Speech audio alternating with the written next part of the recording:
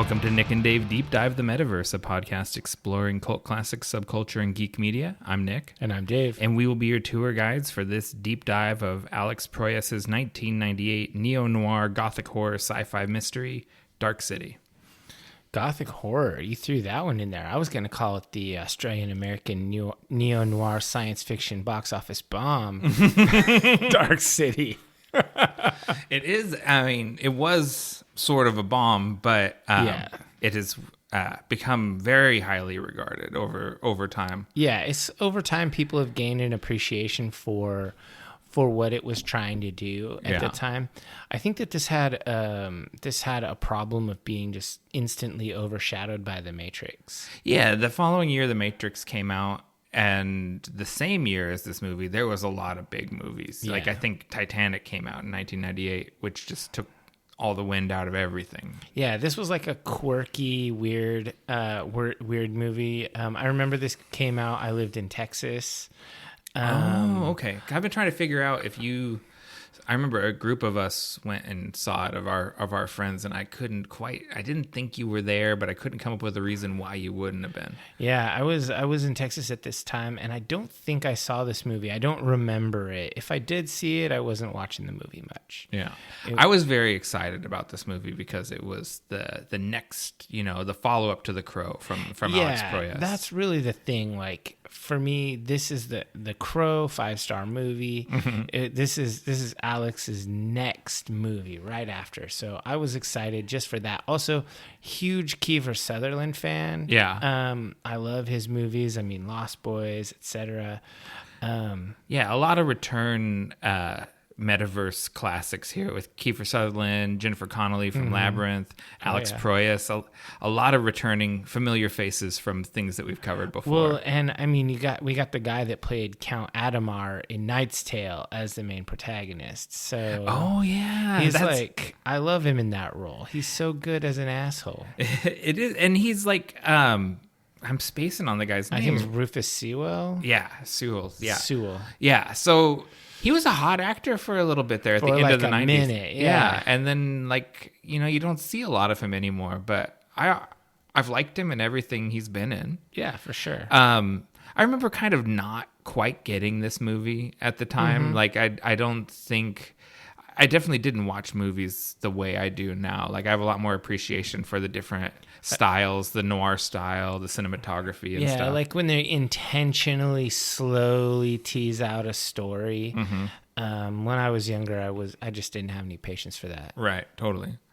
And so I thought that this was really interesting because this was shot in Australia. Yeah. And it was entirely shot on a studio lot. Everything was built. Mm-hmm. There were no on-location shots. It was all essentially inside a dark, giant studio warehouse. Yeah, and that adds to that sense, that claustrophobic sense the movie has. Suffocating. Yeah, and it's like, and the artificiality of it, like aesthetically, this movie is very strong. Like it has a vibe. Well, it just looks totally fake. It looks like the world of Dark City, the city itself. It looks like Gotham City in Tim Burton's Batman, but even more fake. Yeah, like it's grimy, but it's like intentionally grimy. It's weird. It doesn't look like Blade Runner, which is the gold standard. It doesn't look like Escape from New York, which looks like trashy New York. Yeah, it looks like someone's idea of a fake future city, but it's not realistic. But it's not a futuristic city at all. No. It's a retro city. Yeah, it's like a retro future. It's got that like Fallout vibe. Where it's like old but futurish, like here and there. I don't know. Yeah. Yeah, it's interesting. It's got a really interesting aesthetic. Roger Ebert said it was the best movie of 1998. He was big on it. Wow. And I watched that segment from Siskel and Ebert. They both thumbs up the movie, but Roger was real strong on it. And they declared, both of them, that Alex Proyas should take over the Batman franchise. I could see that. Because they thought they were already not a fan of Schumacher's direction he was taking it. Yeah, Schumacher, boo.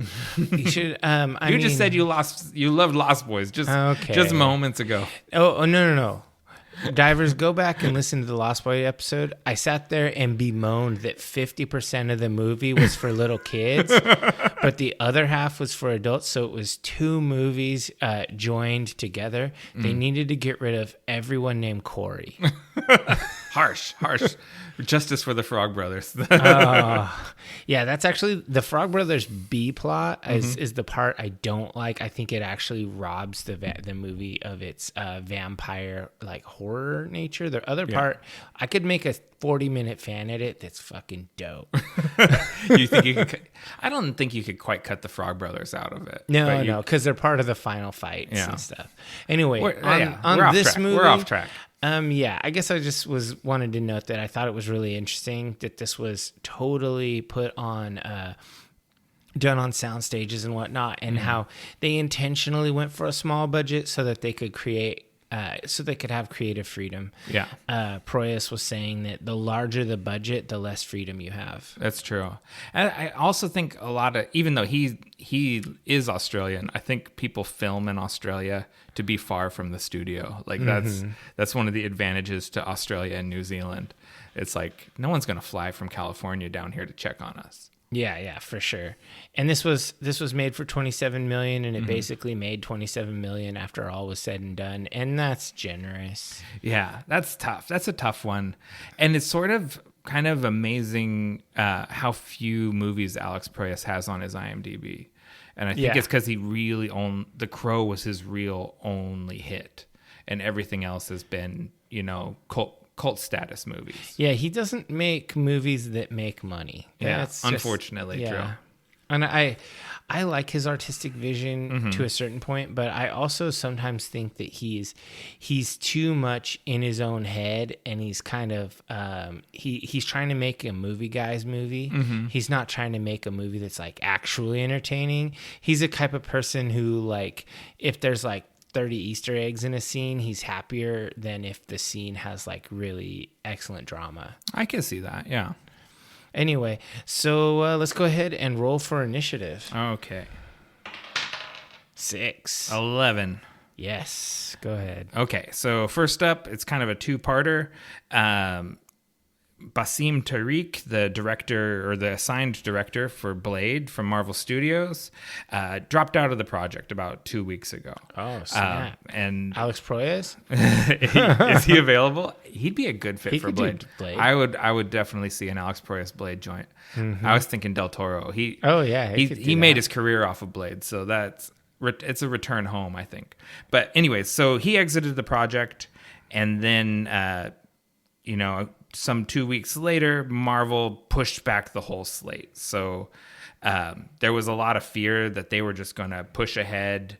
I don't know if they were going to start shooting with a set, because they were scheduled to begin production next month in November. And sometimes, like the Fast and the Furious movie did this, the director left and they just went ahead with the second unit director and hoped for the best and hope we'd find another director to come and fill in eventually. Yeah. But Marvel, luckily, realized this is kind of an important movie and pumped the brakes and pushed everything back. So now, I mean, they know that they're on the hook for a bunch of 3-star movies, so they got to make sure they don't drop any bombs. So they moved it to the 6th of September 2024 from previously had been scheduled for the 3rd of November in 2023. And then everything else past that has just shifted back a couple months. Is it because they're all connected and you need the Blade portion of the story first, I think so, yeah. Like, they try to do this annoying Jenga thing where certain characters drop in, it kind of matters. And also Marvel's lately has done a really bad job of beginning films before they have a script completed. Where they just start shooting and then fix things with reshoots and stuff later, and it makes the budgets crazy and the movies a little incoherent. So this is the right move, even if it costs them some money up front. Yeah, I haven't watched a Marvel movie in a while unless it was out on HBO for free or whatever. I mean Disney, whatever. Yeah. It's all the same. It's all the same. The streaming box. The Roku box. Yeah, it really is. Yeah, I probably won't see Blade. Blade's your wheelhouse, I didn't though. see Morbius, and vampires are my wheelhouse. Yeah, but Morbius, one, it's a Sony movie, and two, unanimously, it's terrible. Everyone says it's like the worst movie they've seen that year. Rip Jared Leto. Hey, his terrible band is, they're not terrible, but his No, mediocre they're okay. band is playing When We Were Young Fest next year in Las Vegas. Oh, I'm not going to Las Vegas for that. Not for, no. I went for Emperor. You won't go for a reunited Blink-182? Oh, no. No, me either. But anyways, what's your next news item? My first news item, I'm going to do the biggest one first, the best one. We got some actual, and this isn't real news stuff, but it was actually, it was a press drop about the next iteration or the sequel to Dune. Okay. We got the next official plot synopsis from Warner Brothers, and the official title, which is just Dune Part 2. And they say this is the plot synopsis. It's not too long, so I'll read it. It's like 2 sentences. This follow-up film will explore the mythic journey of Paul Atreides as he unites with Chani and the Fremen while on a warpath of revenge against the conspirators who destroyed his family. Facing a choice between the love of his life and the fate of the known universe, he endeavors to prevent a terrible future only he can foresee. So pretty much what we knew. The second half of the book. Yeah, the second half of the book. For me, I'm really happy that they've got almost every major actor for all the major characters coming back. You really couldn't do it without Timothée Chalamet. I mean, it's pretty much that's it. But I'm really happy that we have Javier Bardem back, Josh Brolin. You even have the guy who played Thufir back, and that's great. Stellan Skarsgård as Baron Harkonnen, but a couple of new cast members that you probably know about. But the one that really made me very happy was Christopher Walken as Emperor Shaddam IV. Yeah. That's nuts, dude. That's really cool. That's like the best casting in the whole thing. Yeah. I just hope he talks like Walken. Of course. He only does the one. He does the one thing. But what about Fade Routha? Because I know they've announced who's that's playing Fade him. Routha is Austin Butler. Yeah. Who I can't make a mental picture of. He's the kid that plays Elvis in the Elvis movie. Oh, okay. He's good. He's a really good actor. He's a good choice, I think. And he's a good anti-Chalamet. Okay. Is he like beefier? No, like they're both two skinny lads. Skinny little dudes. Okay, Yeah. well that's good because he has to be Sting. Exactly. We got Floris Pug or Pew. I think if I my last name was this, I'd go by Pug because Pew is like Pew. Yeah, but Pug is like a flat-faced dog. Everyone loves a pug. That's true. Come on, she's Princess Irulan. Yeah, that's good casting too. She's awesome. I mean, this movie, the first one was amazing, 5-star movie, 5-star trailer. This is definitely going to be. I can't see him making less than a 4-star version, and it'll be a disappointment if it's not 5 because they've set themselves up for it. I'm stoked for this. This is just one of those things where I'm an enthusiast, so every little crumb they drop, I'm on the hook for it. Like just seeing a picture of Christopher Walken in a Dune article, I'm just like, exciting. Yes. All right, so what do you got? My next item is actually, I guess, sort of a piggyback on that because I was keeping with the theme of changing release dates, and Warner Brothers pushed back the release date of Dune Part 2 by, I think, about a month because it's now going to be released on November 3rd of 2023. That sounds about right. Yeah, and that's so it won't be competing with another Warner Brothers movie, the Hunger Games prequel. Really? You need a prequel to that? Mm-hmm. Well, I guess they got to milk the property for money. You can't. I mean, there's not much to tell in the story in the future, right? Yeah, so they have to kind of go backwards on it. Whatever. I can't complain because I'm all for the Game of Thrones prequels. And I'm good. On the positive side of ambivalent for the Hunger Games stuff. I think it's fine. It's all right. Yeah. I saw them. I don't even think I watched the last couple, but I saw the first few. It was all right. Not enough to make me buy another. It'll be on HBO Max. We can watch it. Yeah, there. exactly. All right. What do you got? All right. So this is not media related, but nerd related. You and I both use Android phones and have for a long time. Right. Google put out a new Pixel phone. Pixel 7 just came out a couple of days ago. I know that's not huge news for most of the divers because, you don't... I mean, there are some people that religiously upgrade their phone every time a new one comes out. But usually I wait till one starts irritating me in some way. Right, exactly. And I'm not there yet. And I don't think you're there yet because you have a new rig. Yeah. You have a 6 or 6A or something?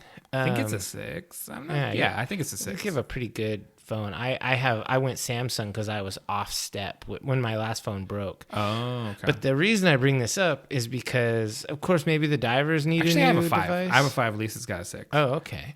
I think Carrie has a 6 too. Yeah. Anyway, if the divers need a new phone, go ahead and do that. Get yourself a Pixel 7 because Pixels are dope. But the big news here is actually Google made its first foray into wearables. We have the Pixel Watch. And it's like a slim, kind of a sleek design. It's round. It's not a big square. It's not thick and bulky off the wrist like your watch is and like my watch is that I'm not wearing. And it's really slick. It's just the video and stuff of them using it. It looks really nice. It's I have a Samsung smartwatch. It's a couple years old now, but it still functions just fine. Works great for like the pedometer and the various things. Check my texts. But the reason I don't wear it is because the battery life is such that I need to charge it like almost every day or every other day. And so I forget it on the charger and it's really bulky. You like a bulky ass watch. I do, but I am a notorious watch smasher. That's part of why I wear the G-Shock watch because they're nigh indestructible. When I've had a fancy watch, I put bad scratches on the face. So you got to if you get a Pixel watch, you got to get a sick ass case cover. Put an otter case on it. Do they do that for watches? They have cases and covers and stuff and a glass adhesive lens thing. Okay. So I was thinking about this. I've been debating. It's like $350, which is not a lot for a watch for a device. You know, it's a device I don't need. So I'm leaning towards no, but I kind of want it. It's cool. I mean, I wouldn't look down on you for getting it. One of my colleagues that I hang out with at work, she's got one, not a Pixel watch, but an Apple watch.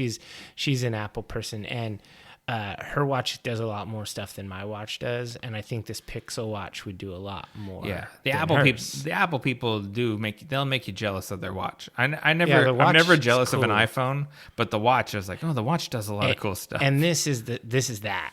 But for us. So, yeah. I don't know. I'll have to look at it. If you're listening, Christmas is coming. We should do like OnlyFans girls do, and we'll make an Amazon wish list that our supporters can. I'll record a message on your phone, your incoming voicemail, whatever you want. All right, so what's up next? All right, my final one, and this really felt like scraping the bottom of what I considered news. Okay. But Sydney Sweeney of Euphoria, Once Upon a Time in Hollywood, and Handmaid's Tale is set to executive produce and star in a remake of Barbarella. Of course, Barbarella is a classic or cult classic 1968 film that starred Jane Fonda, based on Jean-Claude Forest's comic book series about a 41st century space adventurer. I love... This is pulp sci-fi. Yeah, I love Barbarella for what it is, and it's like campy, swinging 60s style thing. I've never felt like it needed a modern update. It's like update. the old Logan's Run. Yeah, like it's beautiful in its little box, and I enjoy it for what it is, and I don't need a new one. Mm-hmm. So... And as I alluded to earlier, this is coming from Sony. I'm skeptical of them. Anything they make that's not animated is terrible. I was going to say, do they make anything you like? Because their products tend to suck. Like when was the last time you had like a Sony phone or a Sony watch or a Sony TV? I actually think their MP3 player, the Sony Walkman, is... Oh, is that a thing now? That's a thing. Don't you just use your phone? Yes, I do just use my phone. But if I was going to use an MP3 player, like an iPod type thing, I would use a Sony Walkman. Okay, so that's super, and I like Sony headphones. That's super niche. Yeah, I like I use a Sony PlayStation. Oh, I do too. Yeah. Okay, you got me. Yeah. You got me. But as a movie studio, they're fairly terrible. They're balls, and they need to give up their Marvel rights of Yeah. all kinds and just give them to the mouse. Yeah. But Sell them, make money. Yeah, totally. But that's how they make money is that they own these Marvel characters. That's been their reliable moneymaker. Oh, man. Anyways, Sydney Sweeney is going to produce and star in a remake of Barbarella, and I wish her well. All right. And that's it. I got one more because I think that's 3 for each of us. And this is another minor one. Actually, no, I got 2 more, and they're both really short. One, Rip Angela Lansbury. Oh, yeah. Can't forget her. Murder, She Wrote. Legend. That's it. Next one. TikTok is going into online shopping, including its own physical fulfillment centers a la Amazon. Wow. And they've posted all these hiring links and stuff. And I just think this is crazy. Like, is this the future where your social media and your retail is combined, where you're like, okay, I can click like, I can share, or I can click buy, whatever they're showing. Is this just the new super advanced version of the shopping network on TV where you can buy stuff that you see in videos? It's very cyberpunky, right? Because I just click on something and now I own that thing. Yeah. And sure, this is the future, and it's ultra targeted, right? Like the ads and stuff that you see are really geared towards you. Do you use TikTok? Do you have that on your phone? I do. I kind of have become like a TikTok scroller. Why? What's the appeal? Because I don't. The appeal is just the algorithm for TikTok knows you intimately from the moment you start using it. So you just see things that you like. It's the opposite of Facebook, where Facebook's algorithm pushes things towards you that you're going to interact with, often in rage. TikTok just shows you stuff you like. Okay. And so like heavy metal and cats and vampires and guitars. Probably if you install TikTok right now, that would be your feed. Like if you started scrolling, it would be like guitar videos and cat videos and vampire. Like, did you know Bram Stoker, blah, blah, blah.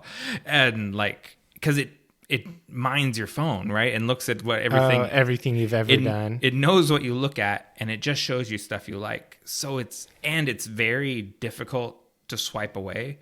It just wants to show you more videos. Oh, it's hard to just get rid of it. And so you're trapped in it. So what do you think, as a user of it and as a person I classify as a grown-ass adult, even if there's an asterisk, because you actually hate the idea of being a grown-ass adult? Right. What do you think about the fact that it's owned by Chinese firms and that it's ultra sus on stealing and selling your information? I think that's kind of the same, Faustian bargain we're doing with every social media thing. See, I predicted you would say that, but I think there's a difference between Zuck owning your stuff and the Chinese government that's actively opposed to our government and wants to make you vote how they want you to vote. Right. Their interest versus Zuck's interest. Interesting. I'm a trust neither Xi Jinping or Mark Zuckerberg, but I probably trust Zuckerberg less. He's like Zuckerberg and Elon Musk and Jeff Bezos are at the bottom of the barrel of trustability. Okay, see, dictators are also at the bottom of the barrel. Okay, because I was going to say, I think my least trusted human is probably Donald Trump. But I mean, until he successfully stops the steal, he's a nobody. He's a nobody right now. Yeah, like he no longer has any IRL power. That's true. Okay, so what's our podcast fuel? Okay, today's podcast fuel is from Culmination Brewing. I think I've mentioned before, they're my favorite local brewery, and it is called Night Sky. It's a West Coast IPA. This West Coast IPA uses hops from our local friends at Crosby Farms. It's bursting with flavor of tangerine, citrus zest, stone fruit, and with tropical aroma, and it's a beer to enjoy under the summer night sky. It's got a really cool label with like like kind of a red deserty scene with a green hill, and then a Milky Way galaxy night sky that's really kind of pleasing to look at. They did good branding here. Yeah. I love Culmination, man. Like this is the best beer we've had in a little while. It's definitely. I mean, we had Pliny last week, so I can't say I won't say it's the best, but this is just a really crushable West Coast IPA. That's very true. All right, so let's go ahead and take a break, and then we'll come back and jump into Dark City.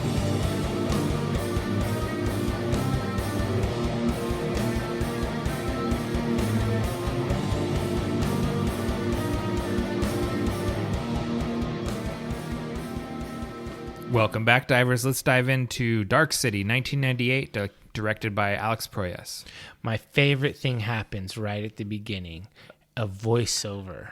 Okay, so and this is, I caught you, or didn't manage to catch you in time because I texted you to watch the director's cut because you hate voiceover, and you'd already locked in the theatrical cut. Yeah, because nowhere has this to stream for free. No, you had to buy it. So I was like checking on YouTube, and it was like $10 for the director's cut. Or was it? And then I went to Amazon, and it was $3. Yeah, and that was the theatrical. See, I thought Amazon had both. I just bought the Blu-ray because it was like $9.99. Oh, okay. And then I have both. So, okay, yeah, because physical media is the wave of the future. They go into the box with all the other Blu-rays. All right, yeah. So we get a voiceover. It's talking about an alien race that's seeking a cure for their own mortality. So they're like trying to find a place. They're a dying race of ancient high-tech badasses. Yeah. So right off the bat, I hate this. I hate having this voiceover at the beginning. I think it spoils all the twists of the movies right from the start. It's there at studio insistence. New Line, which is a subsidiary of Warner Brothers, felt like the movie was too hard for the audience to understand, and they wanted voiceover narration. And Kiefer Sutherland reluctantly went into the studio with Alex Proyas and came up with what they felt was like the minimal exposition that they could satisfy the executives and still maintain the integrity of the film. But I think this is really harms the movie. Yeah, and I really like Kiefer Sutherland. I think he's awesome. But this isn't his greatest work. He's kind of like a Hunchback of Notre Dame. Yeah, he's playing like a Dr. Frankenstein. Like he's very much playing a type. He's like partially mad Frankenstein, Dr. Frankenstein, but he's also Igor. Yeah, he's like both. That's fair because he has kind of like a droopy eye. Yeah, like he's also heavily coded, and this is Dr. Poe Daniel Scherber. He's heavily coded as a Nazi.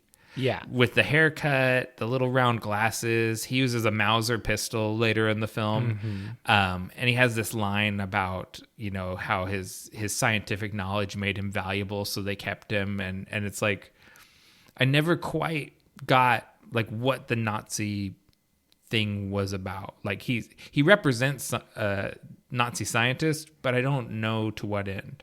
Yeah, I don't know either. I think that maybe they were just trying to play on a trope that you will definitely understand. Yeah, and not trust. You immediately don't trust him. Yeah. And partially it's because in his voiceover narration he says, "I've betrayed my own kind." Yeah. So they really want you to not trust him from the start.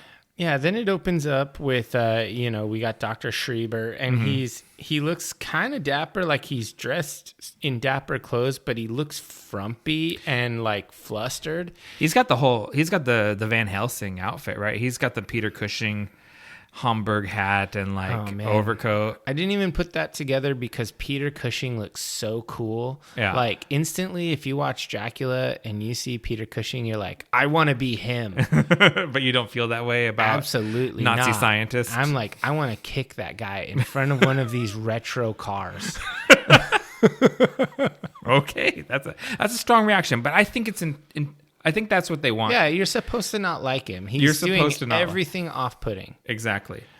And then you notice, so the city is like, it's weird. It's old looking, like 30s, 40s, 50s. I don't know. It's sort of unplaceable anywhere between like 1935 and 1960. Yeah, it's like, what do you think of when you think of noir generique? It's like Dark City. Yeah. And so everything's old, but it's different. And there's every now and then something that makes you think of the future, like The Rocketeer makes you think of the future. Oh, okay. Yeah, that retrofuturist. Yeah. And then you notice people are all slumped over asleep all across the city. Yeah, the clock strikes 12, and our Dr. Schreiber witnesses this. He doesn't fall asleep, but the entire city shuts down. Cars come to a halt, and everyone goes to sleep across the whole city. And then shortly thereafter, our protagonist wakes up. So just before we see the protagonist waking up in a bathtub, I want to say that they do they move you from place to place, kind of like they do in The Crow, where you get like a cityscape thing, and then it moves you across the city in pseudo drone footage, but it's not. Yeah, but they're all models and it's stuff. dolly cams moving over models.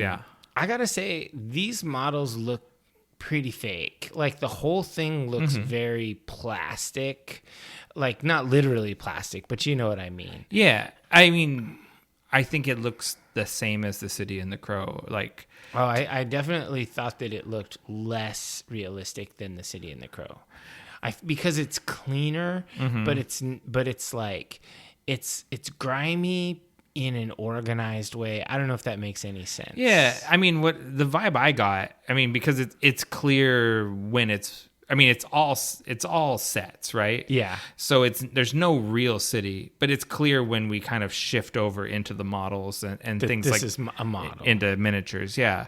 But I found like it was very, to me, aesthetically similar to The Crow. Like, I was like, this is the Proyas style, I guess. This is what he's into. So do you think King Viserys would have been into this style of movie making? Because he loves model cities. He's a modeler.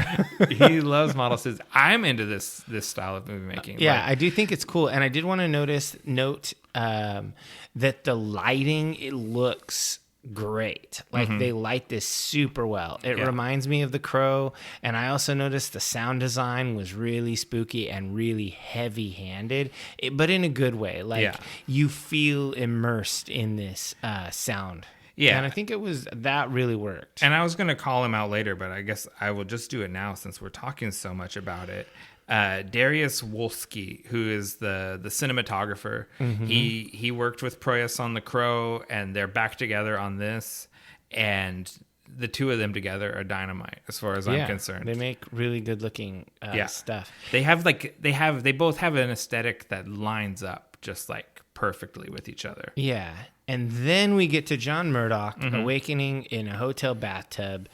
He seems to not know where he's at or what's going on. He's got some blood on his forehead, and it's dripping. And he's like, he's trying to get dressed, and it's like some sort of dream or something. Yeah, he's very disoriented. Doesn't seem to know where he is or how he got there. There's clothes folded on the chair. He gets dressed, and he's in kind of like one of those old sort of residential hotels from yesteryear, and he's kind of trying to put together clues and stuff. It's like from John Wick. Yeah, I haven't seen. I still need to see the John Wick movies. I'll get around. So good. We should do an episode on it. Yeah.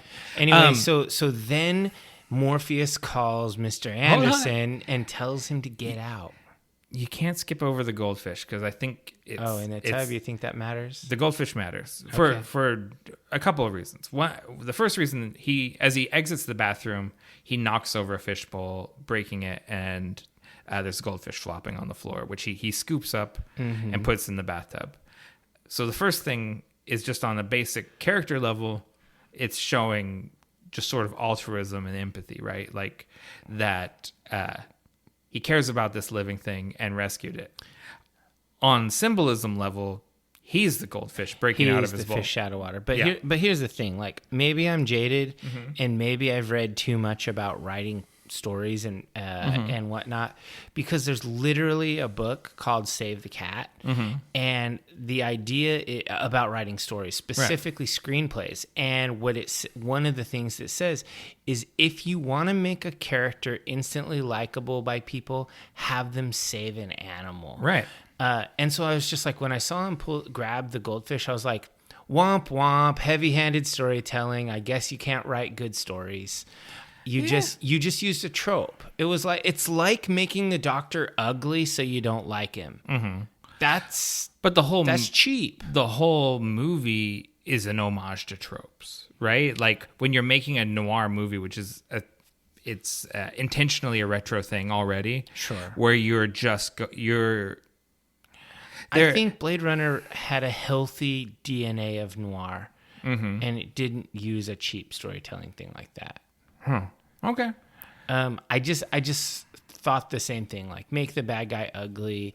I mean, you might as well have made him fat, because that's the other easy. Baron Harkonnen him. And now there's quite a bit of pushback on the physical deformity to denote evil and stuff like that. And like, it's like, so why you give the guy a droopy eye, and then it unfairly casts all people with a droopy eye as being untrustworthy. Yeah, because next time you see someone in a restaurant with a droopy eye, you're just going to point at them and say, "You betrayed our species." you're a collaborator with the strangers. Yeah, exactly. Anyway, so yeah, he rescues the thing. He rescues the deal, and then he gets a call from Dr. Schreiber, who tells him he has to leave and evade the group of men who are after him. Yeah. This is the classic Morpheus calls Neo and tells Mr. Anderson to leave. I know, it's really, I mean, it's unfair. And let's talk about the Matrix parallels and everything, because there's just so many of them. Well, obviously this movie extreme. This movie absolutely extreme. Yeah, this movie comes out a year ahead of The Matrix. Yeah, they were in development simultaneous, though. Right. The Matrix reuses sets from this movie liberally, because this movie wrapped production in Australia. The Matrix bought all their shit, and that's why so many things. This bathroom is in The Matrix. The stairwell from later is in The Matrix. The rooftops are reused in The Matrix. So many sets from this movie are in the first Matrix film. And then thematically, they overlap with each other constantly. Oh, yeah. And Proyas really feels like the Wachowskis stole from him. Like they jacked him. Because they stole the Matrix story in the first place. They ended up paying the person off with an NDA. They borrowed from a lot of different sources, because a lot of people kind of claim the Matrix was stolen from them. I think Grant Morrison has a claim against them, and the one you mentioned, that author who sent them a screenplay several years before, allegedly. We can discuss that next episode. That's true. Wachowskis are hacks. Go ahead.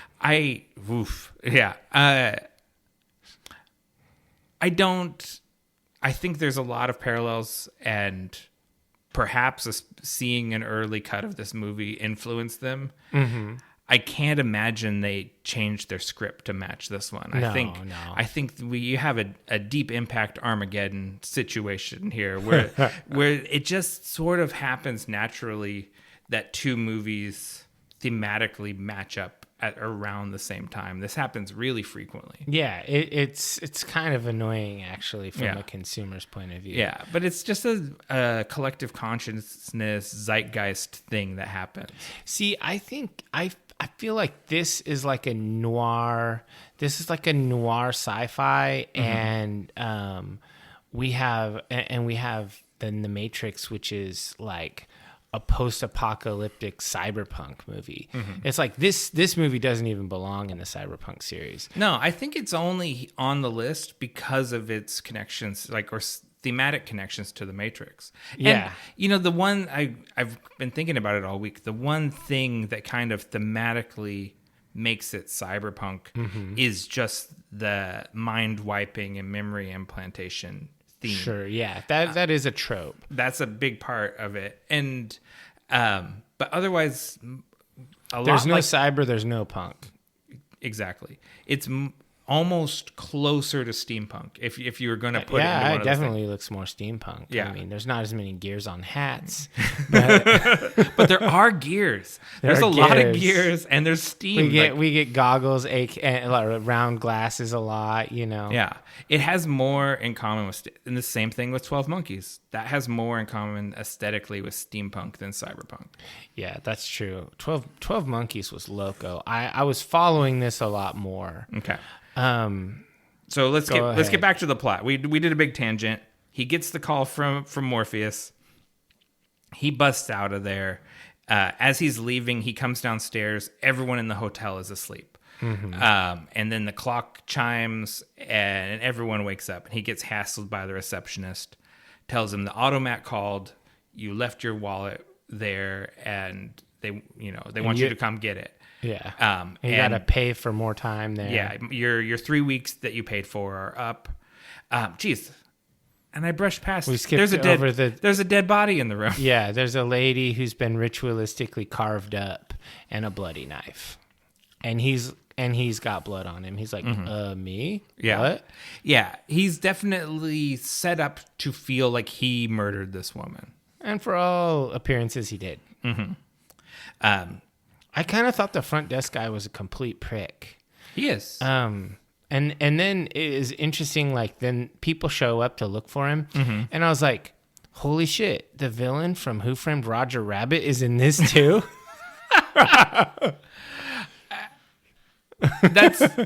There's an aesthetic similarity. That is not Christopher Lloyd from Who Framed Roger Rabbit, though. It's Richard O'Brien from the Rocky Horror Picture Show that plays Mr. Hands.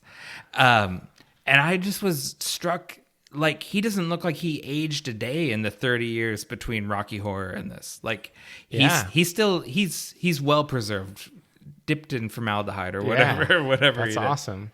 So yeah, he flees the scene, and the pale trench coat guys, who are called the Strangers, they show up behind him, and they're just casing the joint. Yeah, they go up there. The receptionist is going over to flip the room because even though he implied he'd wait for Murdoch to get back before letting the room out, he lied. It went over his 3 weeks, and he's going to flip the room, and they go sleep. And he they passes Men out. in Blacked him. Yeah, exactly. And then we go to like a lounge club, and there's a lady in green like singing at the front of the club. Always welcome to see Jennifer Connelly. I was just wondering, like, they did like an extreme close up on her face, like where it covered the whole screen, right. And I don't know if that was necessary because it just was like there was no airbrushing or anything. You're like, I can see her little mustache whiskers, and like it was just extreme. And I have no problem with people being people. We grow hair on our bodies, but it was like, why did you fill the screen with face? Wow. It was just a weird artistic choice. Like, it just seemed like that's just an odd pick, right? I don't know. It didn't seem odd to me. It seems she's singing in a jazz club, and she's sort of kind of has a Debbie Downer sort of a vibe to her. She's in your noir film, she's the femme fatale. Sure. And she is portrayed exactly like that in stereotypical fashion. I don't know. I didn't bump against it. I just sort of read the trope. I didn't bump against it. I just was like, oh, okay, this is the classic lounge singer, pretty lady. Yeah. There's going to be some distress later on, And I'm just thinking, okay, cool. And then it's like, whomp, right in on the face. I was like, whoa. That's close. Do we need that? A little too close. Okay. She gets off stage, and one of her cohorts tells her that she got a call from her husband's doctor. Mm-hmm. And that's that Dr. Schreiber calling again. Is it Schreiber or Schreiber? It's just like Schreiber. Like, there's a lot of like... For Schreibert. There's a lot of awkward pronunciation. Oh, there you go. In this movie. Like, it wasn't really clear to me if they were saying tuning or tuning or I think it's tuning. It is tuning. Because I have a friend with a British accent who will add that little bit of ch into the T sound, so he'd be like tuning. Yeah, for sure. And so there's a lot of just sort of awkward pronunciations in the movie. But anyways, she goes to visit the creepy doctor at his creepy office.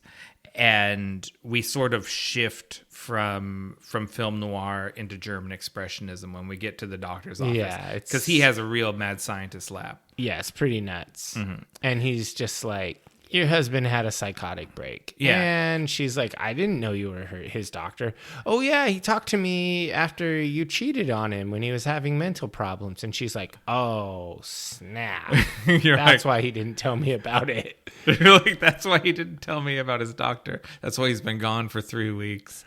All of this stuff.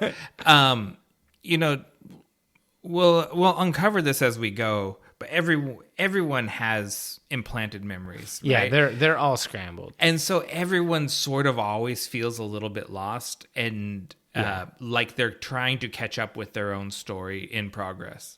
Yeah, and everyone I think plays it excellently. Oh, because like when Schreiber tells her that he had mental problems from when she cheated on him. She's like, oh yeah, I cheated on him. Oh no. You sort of see it on her face as she like accesses that memory for the first time. And it's like, oh yeah. Damn. I did that. Whoa, real cunty of me. It's I hear that word's offensive. Alex Proyas is Australian, and so I'm gonna play the Australian card. It's thematically appropriate to the film. See, I do the same thing if I'm gonna use that word, I do it in an Irish accent. I'm like, you wee cunt. Yeah, because then it's funny and it's appropriate for the culture I'm appropriating. Actually, it's part of me. So. I'm also offensive. I'm sorry if that was too edgy. I'm a little too liberal with that word. I'll admit. I know it's hurtful to people, and we should endeavor to purge our vocabulary of gendered insults anyway. I think that... But cunts used both ways. That's true. In the British style. I think sometimes it's just fun to say something that gets a rise out of people, but that's a juvenile impulse. Yeah, we can do better. That's why you put an asterisk next to my adult status. Yeah, for sure. We will not call people cunts. We'll come up with a better word. We'll have to brainstorm on this one. I mean, I'm not going to make any promises about in traffic situations. That's my go-to. I use it in the car too. Yeah. Jeez. Okay. Anyways, we got to do better than this. Yeah. Nick. This whole do better. This whole cunty detour is we're off the rails again. Due to Murdoch is heading over to the automat, and he's trying to come up. He knows his first initial's J, and he's trying to jog his memory. He's trying Jack, Gerald, Jordan, whatever. He's just sort of freaking out and trying to figure himself out. I went to a cool place kind of like this in Japan, but I think it was called like a Vendateria or something like that. Yeah, we used to have them a lot in America. It's a very World War II era sort of thing. I like it. It's pretty cool. It's very handy. Yeah, for sure. We also cut over to a guy playing accordion in his apartment by a window, and it's William Hurt, and he's playing Inspector Frank Bumstead because his weird phone name rings. Choice. Yeah, Bumstead. Yeah, I thought it was a weird name too. He arrives at the hotel to investigate the murdered woman, and our eagle-eyed viewers might notice the hotel receptionist has been replaced by an entirely different guy. Yeah, I mean, it was a middle-aged white guy before. It's a middle-aged black guy now, and he's totally different. He's more polite. But he recites the same dialogue. Yeah, exactly the same dialogue. Yeah, and so you gotta have the dollar on the barrel or whatever. Cash on the barrel. That's it. Yeah, and so again, in the director's cut, these clues are more enticing and everything is being teased out better. How long is the director's cut? 2 hours. is like a straight up 2 hours. Because this is 2 hours and 4 minutes. The theatrical. Okay, they were roughly It's the just same. different. Yeah, it's differently allocated. Huh. Maybe I'm Maybe you're underselling mixing it, it but up. it was not much more than 2 hours. And there's not much more in this. In some ways, there's less. There's not much to mine out of this story. It's like pretty simple. That opening segment where everyone goes to sleep right at the beginning of the movie and the voiceover, that's not there. Okay. We basically drop in In the hotel. when Murdoch wakes up in the hotel. And then there's a couple extended scenes throughout the movie. Interesting. All right, so yeah, he gets hassled by cops who are just being total jackass. Oh, this is Murdoch in the automat. He goes in.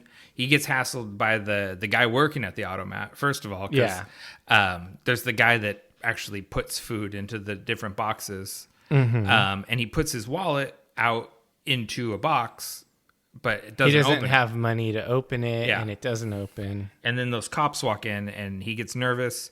And this is the first time we see someone tune, I think, other than the strangers putting that guy to sleep. Yeah. He telekinetically blasts the box open and gets his wallet. Yeah, out. he has. It's like little waves of power from his forehead or whatever, busted open. Yeah. He gets rescued from the cops by a lady who basically tells him to stop tells the cops to stop hassling the guy or whatever. Yeah, the local sex worker, her name's May. She smiled at him when he went into the automat, and then as he comes out,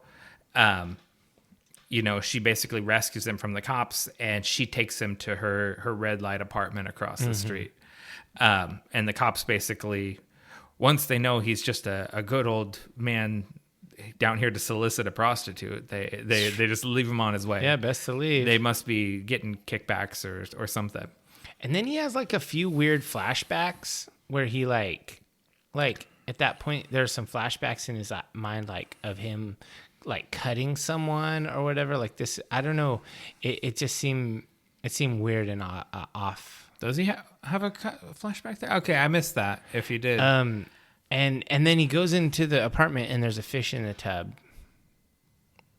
Really? Yeah. Huh. Okay.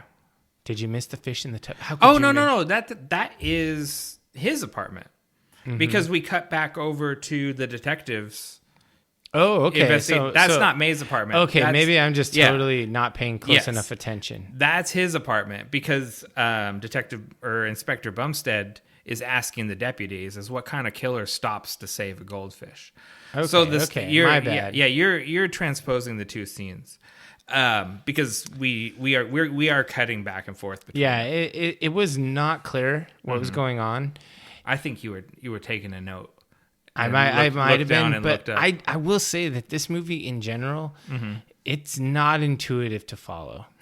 You really gotta keep tabs on everybody, and the story is not until the end. The last half of the movie is straightforward. Okay. The first half of the movie, there's a lot of setup and it's meandering. Yeah, and there's a lot of jumping back and forth. Yeah, because we also hear about Bumstead's partner Walensky and how he's kind of lost the plot. Yeah, he's gone mad or whatever. He's and a weirdo. He bursts in there. He wants to talk to Bumstead, and the uniform cops like basically just drag him out of there.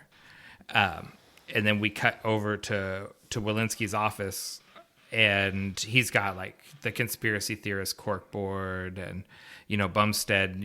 There's a lot of allusions to like this case is just a mess, and he's inheriting it from his partner that went crazy trying to solve it.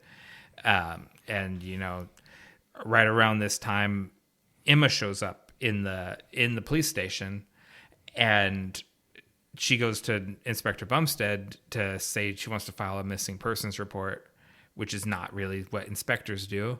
Yeah. But it's of particular interest to him because of who the missing person is. It's his person of interest in this murder. It's a murderer. Of course I'll help you find him. Yeah, and so he just goes in right away questioning her. He's like, here's a list of dead prostitutes. Do you know any of them? And she's like, I made a mistake coming here. Yeah, of course you did. then we cut back over to May's apartment. And he's in there. She's getting naked. And he ends up bailing on her. Pretty simple. Yeah, he's kind of asking her questions like, how does she know that he's not the murderer? And she's like, well, you don't seem like a killer type. Is there something I should know about you? In the director's cut, she has a little girl in the apartment. Oh. And that is sort of what triggers him to leave. Like, he sees her daughter kind of peeking in from the side room. Mom of the year. Yeah, and he gets sort of creeped and leaves. That girl is just erased from the theatrical version of the movie. Probably for the best. I think she's important later, so I wish she was there. But you don't really miss her in this scene in particular. Anyways, John bails because he's not a murderer, apparently.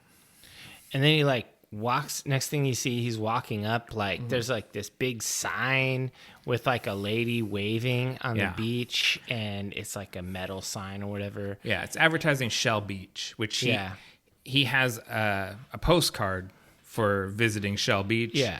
And so it's and he has like vague memories of Shell Beach. So he's drawn into the billboard. He climbs up there to investigate.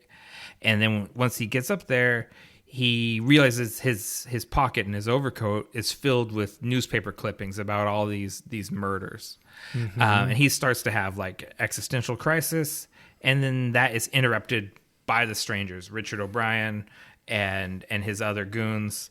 They show up and a kid stranger. Yeah, what's his name? Mr. Sleep? Yeah, I don't know. Mr. Sleep is thoroughly creepy. He's a very creepy little kid. Yeah. Yeah, I mean, and then he Murdoch has mind bullets. We saw it before in the automat, and now he's like fighting these dudes, and they have knives. Pretty cool, like switchblade knives, and they're like trying to fight him. He's using mind bullets. Yeah, telekinesis. He can. Style. This is probably the. This is the first time I think we hear that word tuning. And more or less, most of them are taken out by the billboard. They're taken out either by the contraptions that make it move or by the actual motorized billboard, because the arm of the lady chops the top of the head off one of the strangers. And a weird CG squid crawls out of it. And basically John gets away from all of them. Yeah, and they have names like Mr. Quick, Mr. Block, Mr. Hand. It's these weird names. Yeah, just totally made up names with no rhyme or reason to them. Yeah. So we cut from there down into the subterranean lair of the strangers as they all discuss the situation with Murdoch. They're all not pleased. They're nonplussed about this. There's a guy he can tune, and Dr. Sherber hasn't been checking in lately. They kind of want to keep this hush hush from Mr. Book, who's the head stranger. It's also Mr. Old. But they have a hive mind, so there's really no secrets in this world. It's like, you guys are dumb. Yeah. If they're like, does Mr. Book know? Well, the rest of us know, so I guess he knows because we're all plugged into the same hive mind. And Mr. Book shows up. Are these guys mind flayers? They have hive mind too. They mind wipe people. A mind flayer would... See, the thing is, a mind flayer has like a real face. That's true. Right? A mind flayer... I've just been watching Stranger Things, so... Oh, yeah. The mind flayer. It does... It kind of seems like that. It dabbles. It dabbles in the D&D lore. Yeah. Yeah. He wants Murdoch captured. We cut over to the Murdoch apartment, and John is there waiting for Emma when she comes out of the shower. Yeah. There's a missing scene here from the director's cut where Bumstead drives her home. Okay. I think it matters because we look out the window and see Bumstead's car is out there, and it's remarked upon. And I was like, oh, they cut the scene where they drive there. Well, later on, like, he's like, whose car is that? And he's like, oh, just the cop that drove me home. Yeah. So John confronts Emma Emma thinks John is punishing her for having an affair. Reasonable assumption. But actually, he's just... Can't remember. He can't remember anything, and he's skeptical of every story, basically. He's like, "You're my wife?" She's like, "Of course." Yeah, he's like, well, I've got a picture of you in my wallet, but I'm suspicious that you're my wife. Yeah. And she tells him about Dr. Sherber.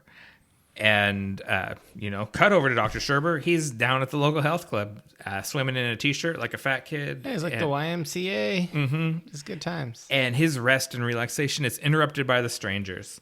They don't like moisture, but he's been hard to track down, so they had to come to the pool to see him. Mm-hmm. And they found the broken syringe in Murdoch's room, so they know he did not successfully implant the memories into John Murdoch. And they want him to make a new batch of the same memories that he was going to implant in Murdoch. Mm-hmm. And he just grovels pitifully. Yeah, he's very hateable. He is a toady. He's a sniveling worm. He's like a Grima Worm Tongue. Mm-hmm. He's totally, yeah. Yeah, he's just that guy. He has that persona.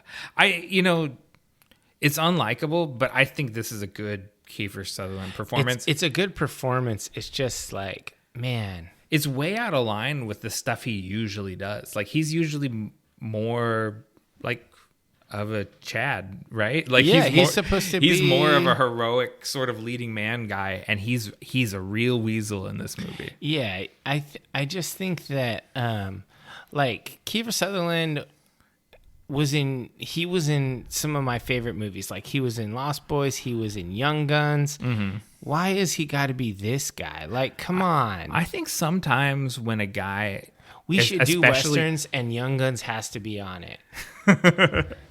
I've never seen it.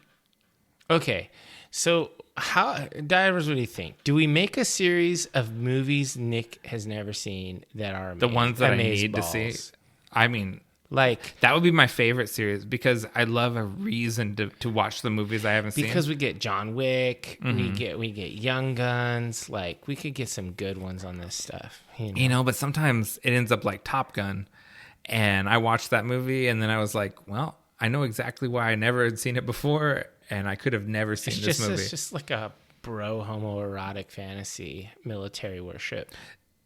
Yeah, I mean, that actually, the homoerotic part of it is the most watchable content of the movie. I didn't say that with the negative context. It's like, well, at least it's really gay. Yeah, whatever. A love story is a love story. Yeah. Oh, that's a bad movie. But it makes me understand America better. Sure. But anyway, I was saying, sometimes when you're a Kiefer Sutherland, playing a weasel is like Flatliners. I never get to play a weasel. Okay. You know what I mean? Like, it gives him a chance to play something outside of his comfort zone and go for a thing and be a limping Nazi scientist and like an Igor. Yeah. And like, I think he had a good time. So like, I'm into it. I'm into Kiefer Sutherland, Nazi scientist. Oh God. So we cut to John Murdoch, mm-hmm. and basically he tells his wife he went to a prostitute. Yeah. But he didn't kill her. Yeah. So he's a good guy. Yeah. Can we get good guy points for not killing prostitutes? I try to play that card, and it never goes over the way you hope. Yeah. I went to see one of those women, but I didn't murder her. Like, what? That didn't sound the way you thought it would, John. And then she's like, but the cops are after you. And it's just like, I don't know. It's kind of a weird conversation. Yeah. Both of them are like, they're both confused. They're head scrambled. They're both head scrambled. John looks out the window. He sees the car, and she's like, oh yeah, that's the cop that drove me here. Mm-hmm. And he's like, oh shit, the cops are here because there's no one in the car.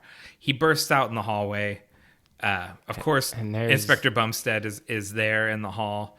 John starts to explain the situation and gets like 3 lines into it when he realizes how crazy it sounds. And he's like, you know what? I'll just jump down the stairs. Yeah, and the cop pulls a gun on him. Yeah, and Emma gives him a shove. I really liked this stairway thing. Like for some reason, like they had those in that one building in Blade Runner, and I just kind of like that kind of architecture. It's really cool, like, and it's a cool thing to shoot a scene in. Yeah. And luckily, our next movie, The Matrix, we Use get the to exact see, same we get to see stairs. those stairs again. Perfect. Because they probably even still had like the tracks for running the camera through them and stuff. Yeah, why would you take those off? Hey, that's just good financial sense. John gets to the bottom, dead end, but he tunes himself a door like the Bugs Bunny. Yeah, so when I saw this, I was like, okay, is this when the Roadrunner pulls out a paintbrush and paints himself a tunnel through the mountain and then runs through it, and then Wile E. Coyote runs into the side of the mountain and it's just a painted tunnel? Yeah, except for the tunnel disappears when he gets rid of it. Okay. But yes, essentially it is that same thing. He opens up it's some Looney Tunes. Mm-hmm. Well, he's doing the Neo thing, not, you know. He is the one. He's rewriting the code of the program. Mm-hmm. The strangers, we find out, reshape the city every night at midnight, and he has the same abilities as them. Yeah, he is a Mr. Smith. Yeah, and so he gets into a cab and takes off out of there, and the cabbie has a snow globe on the dashboard for Shell Beach, and he's like, "Have you been to Shell Beach?" And he's like, "Oh yeah, I went on my honeymoon there." "How do you get there?" And he can't remember it. He can't figure it out. Yeah. And this is a reoccurring thing. No one knows everyone knows about Shell Beach. No one knows how to get there. Yeah. Kind of drive around the city. Mm-hmm. It's just a perpetual nighttime. Yeah, it is always nighttime. Bumstead at the bottom of the stairs. He didn't catch Murdoch, but he did get the business card for Dr. Schreiber. Or Schreiber. I'm never going to get that name right. He goes to visit Kiefer Sutherland, and Kiefer just stonewalls him. Yeah. Doesn't give him any information. And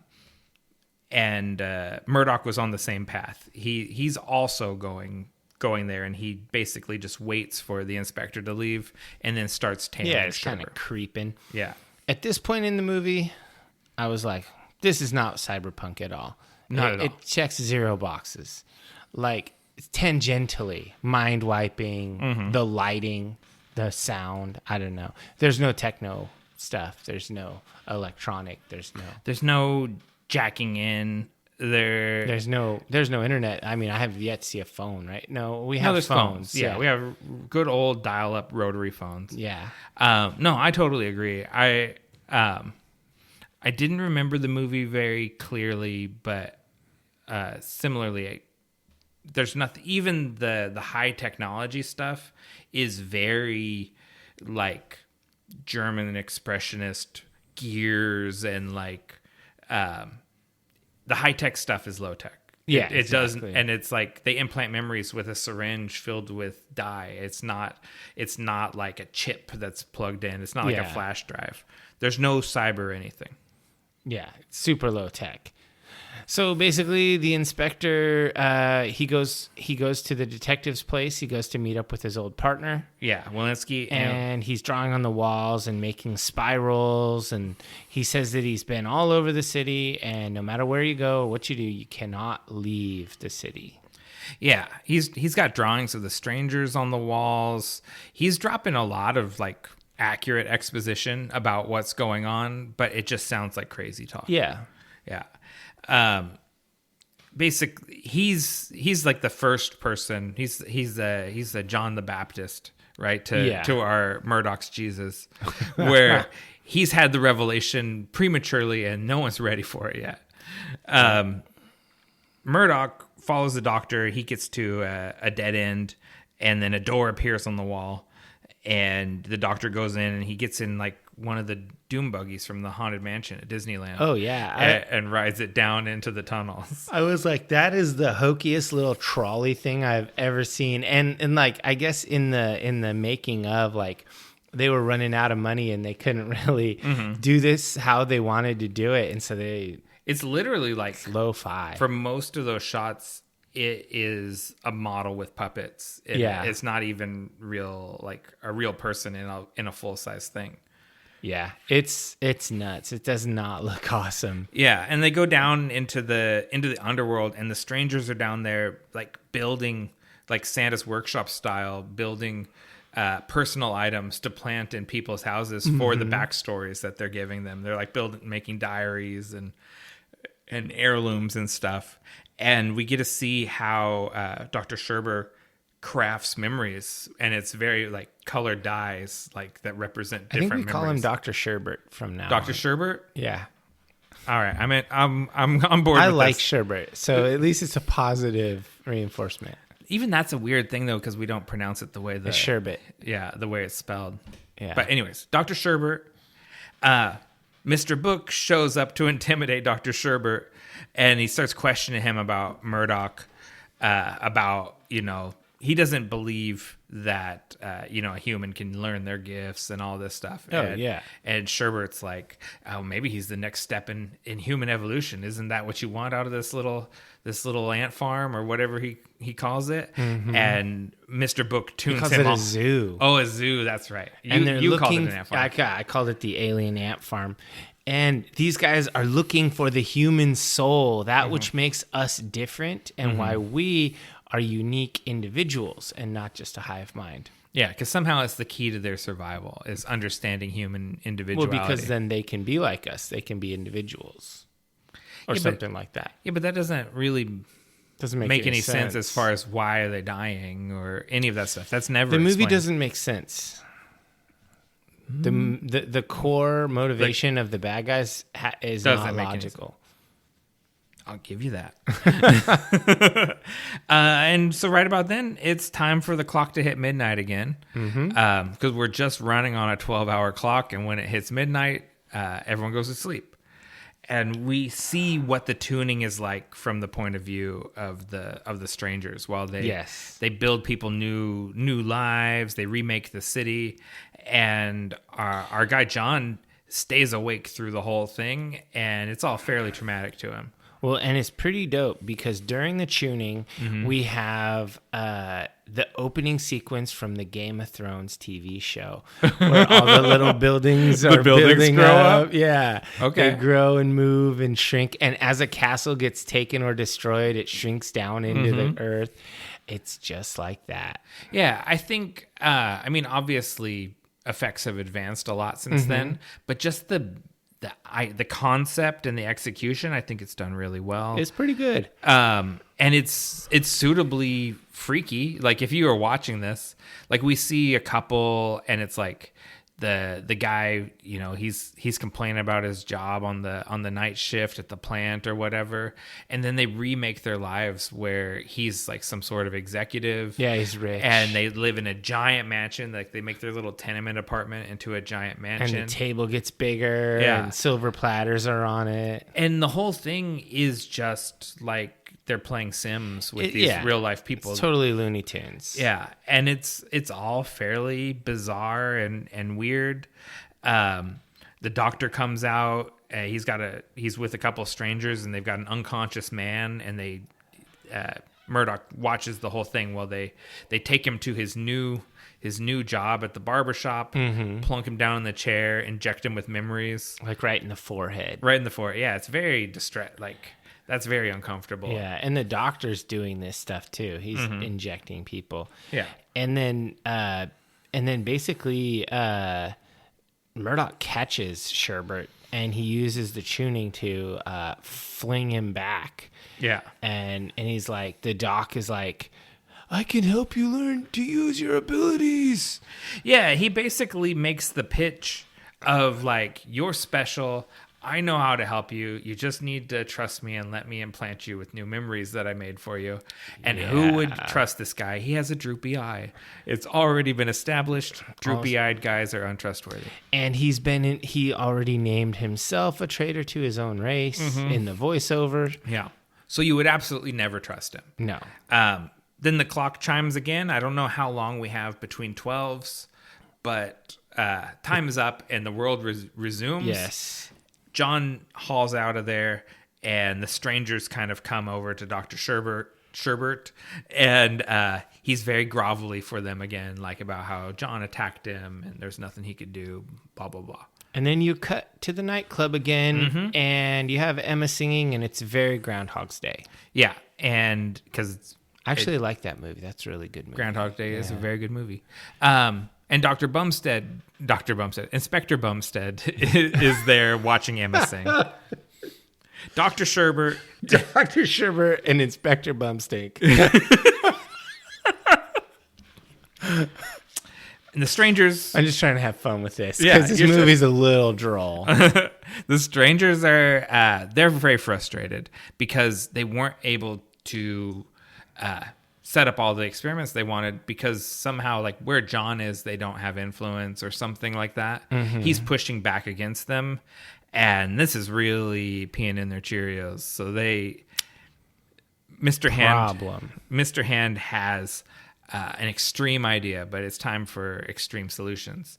They're going to inject Mr. Hand with the serial killer persona that they were going to inject John with, and then he can follow the implanted memories along the same trail of clues that hypothetically John is also following.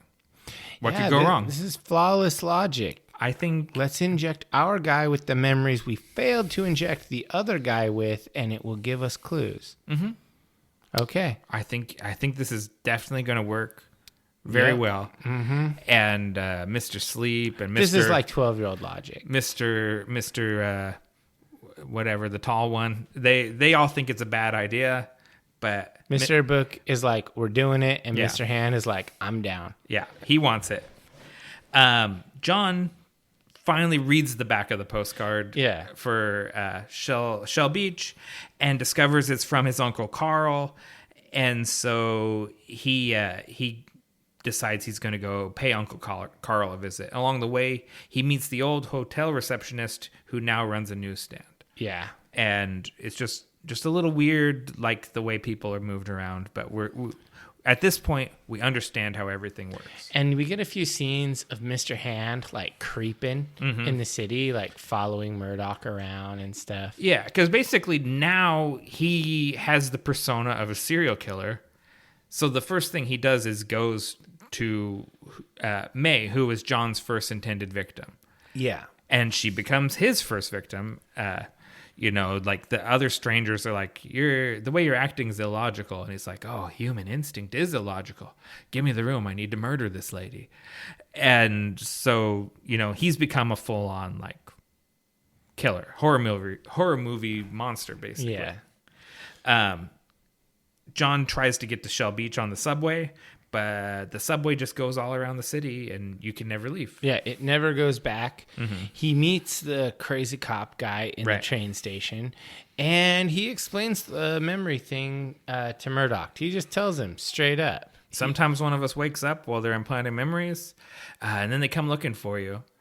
And then he's like, and I figured out the ultimate way out. And he jumps in front of a train. Yeah, he was ahead of his time. If he had just, been a little bit later, he could have been helpful. But he is already kind of cuckoo bananas. Yeah, he's a little out there. He's already lost it by this time. Yeah, and so like the strangers go to Murdoch's apartment to check on Emma. But she's not there, but Mr. Hand knows that she probably goes down to the waterfront, which is where her and John first met. So he goes to creep on her there. And he talks to her. He's like, this is where I met my wife. Yeah. And tells her... Small world. Yeah. Yeah, it's kind of a weird scene. But it gives Emma the idea to go to the automat. She goes to the automat and then goes to the red light apartment across the street because she's like, oh, this must be the home of the prostitute that John went to visit. Of course. She should be an inspector. Yeah. Or a prostitute because she has an eye for her good homes. Porque no los dos. Yeah. Inspector prostitute. That's amazing. Yeah. I mean, we're just turning this up to 11.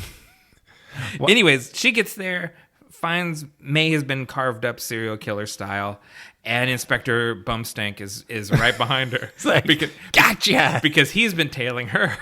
So it's like everyone is just following each other around Dark City. Meanwhile, John gets to Uncle Carl's aquarium, busts out the window because that's what a reasonable person does, and Uncle Carl luckily doesn't shoot him immediately on sight. He's excited to see him, and they break out the family slideshow, the old projector, and start running through memories. And he tells him his parents died, and that it's just they're just talking about, oh yeah, you grew up in Shell Beach. Yeah, he's getting all this story, and it kind of pieces are coming together, and he almost wants to buy it, right? Until he sees a picture of himself as a kid, and he has a big burn on his arm from the house fire he survived. Mm-hmm. And then IRL, in the future, he has no scar on the arm. So he knows all these memories are lies. None of this is real. Uncle Carl isn't real. None of this stuff is real. All of this is implanted. Uncle Carl is just there to literally be a brainwash to him. Yeah. They... I wanted to like Uncle Carl. He seemed nice. I like Uncle Carl. Uncle Carl's... He just wants to help Johnny Boy. Yeah, he's a scammer, though. He's not a scammer. He's implanted memories. He's a what is it? Manchurian Candidate. He's a sleeper. Yeah. Well, the whole city is full of sleepers. Yeah.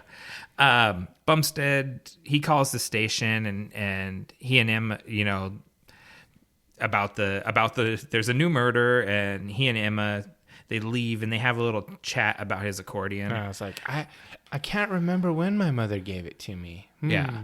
And because everyone's got the seeds of doubt now. And it's like a super nice accordion. It's like really high end. Mm-hmm. And you would remember probably that. know when you got it. Yeah, but like, he just vaguely someone knows. gave me like a sweet ass guitar, I wouldn't remember. I would remember when I got that. Yeah. So it was the seed of doubt that Walensky planted in him, right? Where he says, do you ever think about your past? Like not abstractly, but about specific memories. But no one has really deep memories because they're just all constantly getting scrambled. John kind of goes into his childhood bedroom, and he's checking things out, and his little like notebook is empty. There's no drawings in it. And he's like, why is it always nighttime, Uncle Carl? Yeah, he's been up for days at this point. He hasn't slept. He's starting to get a little kooky. Man, have you ever been up for 48, 50 hour, like it just plays crazy. I don't think I've ever quite made it that. Maybe it's 24. Nuts. I'm pretty, when you start getting over that, getting close to 20 hours of being awake, you're real kooky. I'm good for an overnighter. Like once I get the sun the next morning, I hit my second wind and I'm good. But then I collapse about 7 or 8 the next night. Yeah. But if you push beyond that, you get to Murdoch territory. Yeah. He is off his rocker at this point. He's losing it. But he hears Carl calls Emma. And so Emma and Bumstank are on the way, but Mr. Hand was floating like a creeper outside the window, so he's on the way too. Yep. And then it's midnight again, so everyone goes to sleep. I like that he flies like a vampire. Yeah, they look like vampires. They're very Gothic, right? Oh yeah, I really like it. They're like Spacing Guild operators. There's like a Dune subplot in this because he's the Kwisatz Haderach. The costumes for the strangers, not their street clothes where they wear overcoats and fedoras, but like their Hellraiser gear that they wear down in the underground is very David Lynchy. Oh yeah, I bet Alex Proyas is a Lynch fan. Yeah, I think so. I think there's a lot of Lynchisms in this movie. Most filmmakers are David Lynch fans, right? Mm-hmm. So everyone is converging on Carl's, but our normal civilians conk out when it's 12 o'clock. So they're behind Mr. Hand. And, John flees when Uncle Carl falls asleep, and he goes up on the roof and he does the whole running across the rooftops, the same rooftops Trinity runs across Crow in the Matrix. And the Matrix. And I don't think it's the same from The Crow, but it's definitely the same shot. It definitely looks like the scene from The Crow where it's not Brandon Lee, but the stuntman runs across the rooftops. Should have had a stuntman for that final scene in The Crow. Yeah, like where he dies. Yeah, I don't know. That's like wishing death on the stuntman. mean better you than me is kind of the way it goes, right? You're taking some bold takes this episode. So he's running across the rooftops. Mr. Hand shows up and drops the last of the villain explanation, where he explains kind of, we use dead bodies as vessels, and he just like anything that we weren't up to speed on, Mr. Hand tells John all about it. Yeah. And then they get separated by the buildings growing and morphing, and there's just a lot of cool like building morphing scenes. Some strangers get crushed between buildings. I think you need air quotes for cool. I like this stuff. Mr. Sleep bites him on the hand. It's gross and creepy. Yeah, like the kid has a knife in his hand. Mm-hmm. He could have stabbed him, but no, he chomps him. It's much creepier to have a little kid bite his hand. It's true. I feel like if a little kid stabbed me in the hand, that'd be pretty gnarly. But if he just bit me, I'd be just pissed me off. But he's not a little. He's That's true. He's a dead body with a squid in its brain. That's true. That's true. He's just like a flesh suit being piloted by an alien squid. Wow, that's next level. And so John escapes. He uses morphing buildings to his advantage. The bell chimes. It's 12 noon, I guess, even though it's always I think night. the day starts at noon every day. But it's always nighttime. Yeah. And Bumstank and Emma show up to rescue John. He jumps in their car, and he's immediately arrested and taken in for questioning. I know, I was like, oh my God, you idiot. Don't get in the thing with the car, with the cop. And why, Emma, are you working with the cops? They're trying to arrest your husband. She's a Judas. The thing is, none of them are anything, right? Like that's true. They're just people. But one has a gun and handcuffs. That's true. So he's probably a useful guy in this situation. And he's one of the more tuned in people, pun not intended. Yeah, he's not actually tuned in. Yeah. But he's at least questioning the situation. And he's interrogating John, and John flips it around and starts asking him questions like, what do you know about your past? How do you get to Shell Beach? No one knows how to get there. Look, I can make a book float with my mind. That's pretty weird. And Bumstead's like, yeah, this is all too weird for me. Back to the lockup with you while I think about it. That just pissed me off. I was like, seriously, you have the Quits-ass Hatterack in your place, and you just lock him up. The programming is strong. Yeah. It's like he's trying to make everything fit with his shitty program. And like Emma, they have one of those prison scenes where they're talking on the phone through the glass, and Emma apologizes that she got him locked up, but she wants to be forgiven. And he's like, you know what? I don't think we've ever seen each other before. Yeah, we don't even know each other. All this stuff you said, you never cheated on me. None of this ever happened. We've just all had these memories implanted. And I'm not a murderer. They tried to make me one, but I never was. And she cries, and she convinces him of her love. Like, she's like, you can't fake this feeling that I have for you. And he's like, you know what? You're right. And he tunes the window, shatters it. Boom. They have a triumphant kiss before he's dragged back to his jail cell. Yeah, at this point, I looked at the clock. I was like, 35 more minutes. Maybe 4 of that's credits. I don't know. We're in the home stretch. We are. The deputy from earlier comes in, tells Bumstead that Walensky killed himself, and that Bumstead's shoe is untied.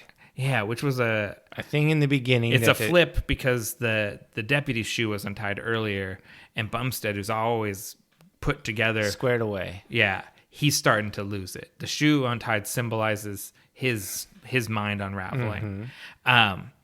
So he does not go to see the chief. Instead, he goes and gets Murdoch out of jail.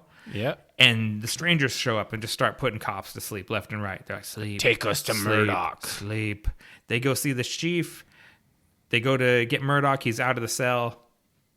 Hand kills the chief. So brutal. Yeah. Yeah. Oh, well. Sucks to be chief. Yeah. And Mr. Hand is extremely gnarly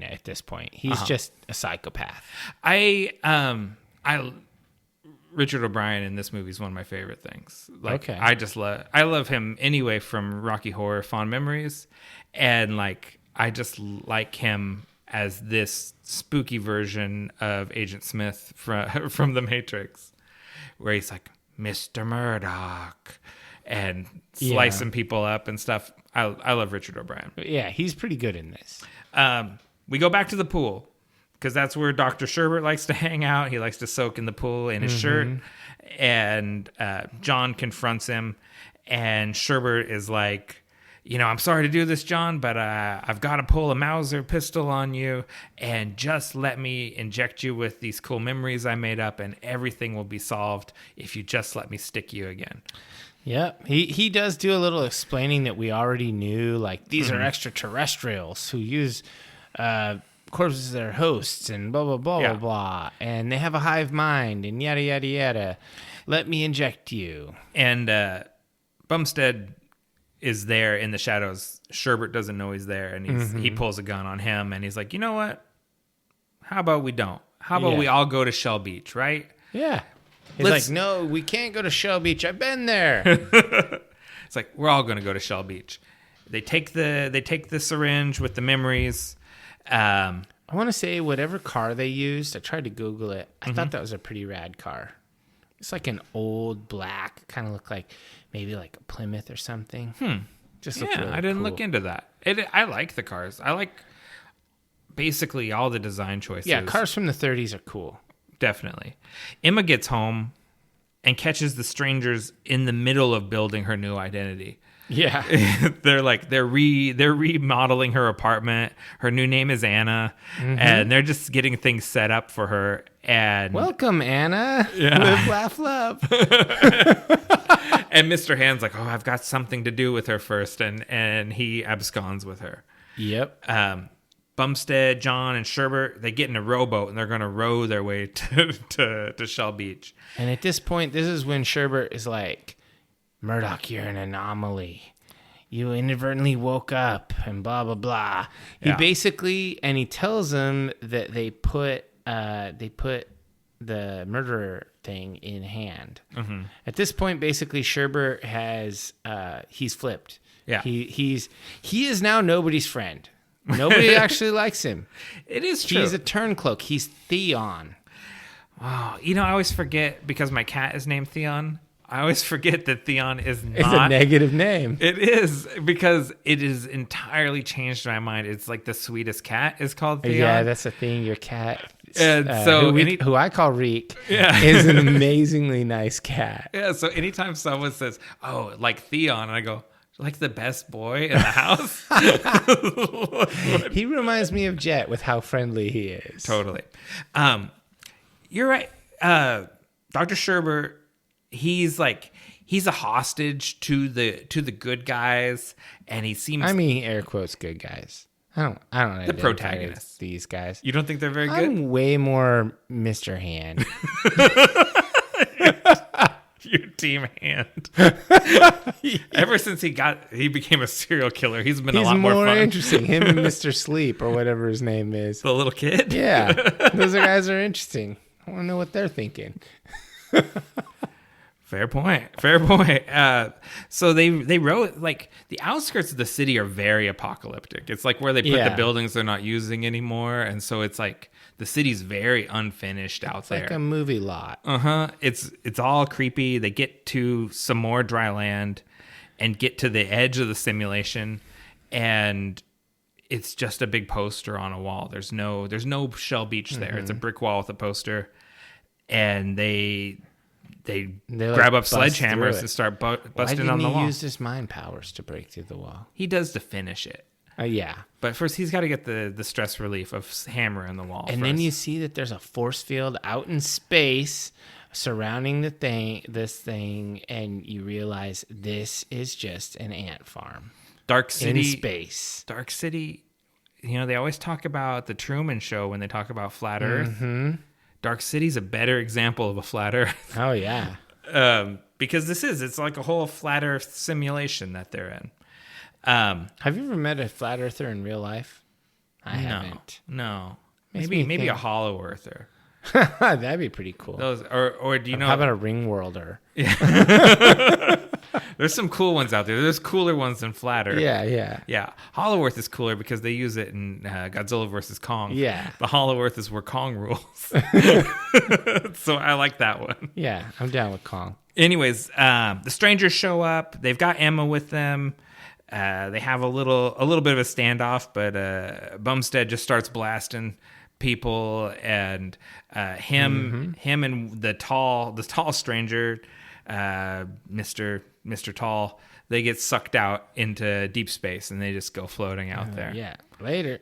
Yeah, and what else? What goes on there? Oh, the strangers basically take Murdoch into custody. Yeah, they doesn't capture him to save Emma, because Mr. Hand explains, I've got the memories that were intended for you, and they're for the memories of a guy who likes carving up women. Do you want me to carve up this woman? No. And so he goes with them. Mm-hmm. And they go down into the tunnels, and they put Murdoch into into the big same contraption that they put Mr. Hand into. And Sherber, he gets wheeled out there in his Hannibal Lecter gimp harness, and he pulls a switcheroo and injects the memories that he intended for Murdoch instead of the ones they want him to be injected with, which what they want to do is incorporate him into their hive mind. Yeah, because he's the culmination of their experiment. Yeah. And so they want to absorb him and then become him. And become people. Because then they'll be able to live. Whatever. Yeah, whatever. Because actually, face turn for Dr. Sherbert, he wasn't lying. He had a whole training scenario memory scheme loaded up in this syringe. He is Morpheus the whole damn movie. Yeah. He started as Morpheus when he tells Agent Mr.